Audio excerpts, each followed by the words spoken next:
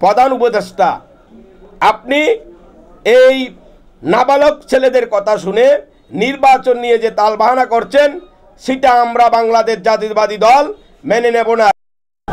আমরা বাংলাদেশ জাতীয়তাবাদী দল আমরা এমন একটা নির্বাচন চাচ্ছি যে নির্বাচনে সকল দলে অংশগ্রহণ করবে এবং একটি সুষ্ঠু নির্বাচন হবে।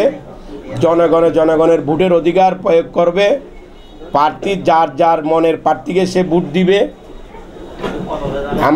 আপনারা দেখেছেন 17 বছর বাংলাদেশে কোনো জনগণ ভোট দিতে পারে নাই। তারুণ্য যারা নতুন ভোটার হয়েছে তারা বাংলাদেশের ভিতরে কোনো ভোট দিতে পারে নাই। ভোটার হওয়ার পরে ভোট কীভাবে দেয় সেটাও জানে না, কারণ তারা ভোট দিতে পারে নাই। ভোট কেন্দ্রে গেলে বলছে যে ভোট আপনার ভোট হয়ে গেছে। আমরা সেই ভোট চাই না। আমরা চাই গণতান্ত্রিক পদ্ধতিতে এবং সংসদীয় নির্বাচন যেভাবে আগে ছিল আমরা সেভাবে নির্বাচন চাই।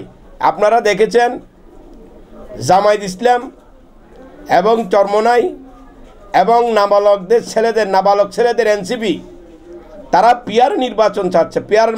পিয়ারের নির্বাচন মানে আপনি ভোট দিবেন সন্দ্বীপে, ভোট যাবে মালদ্বীপে। তাহলে আমার জনগণের যাকে পছন্দ করবে সে তাকে এমপি বানাতে পারবে না। এই ছেলেগুলা জুলাইকে বিক্রি করে।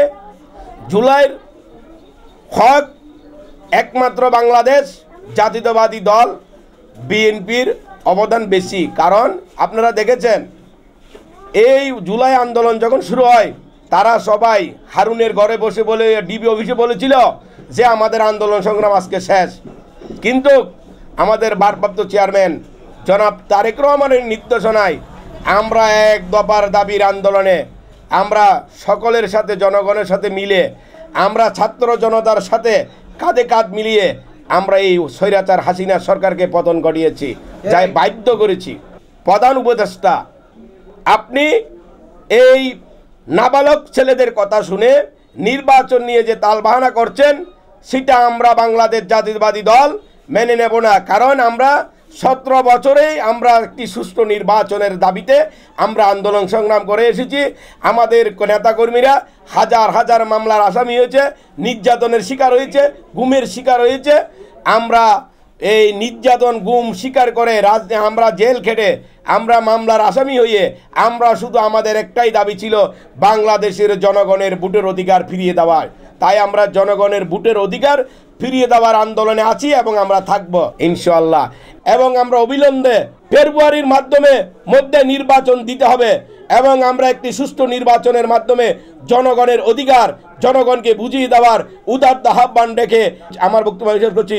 বাংলাদেশ জিন্দাবাদ, জাতীয়তাবাদী যুবদল জিন্দাবাদ, শহীদ অমর হোক খালেদা জিয়া জিন্দাবাদ।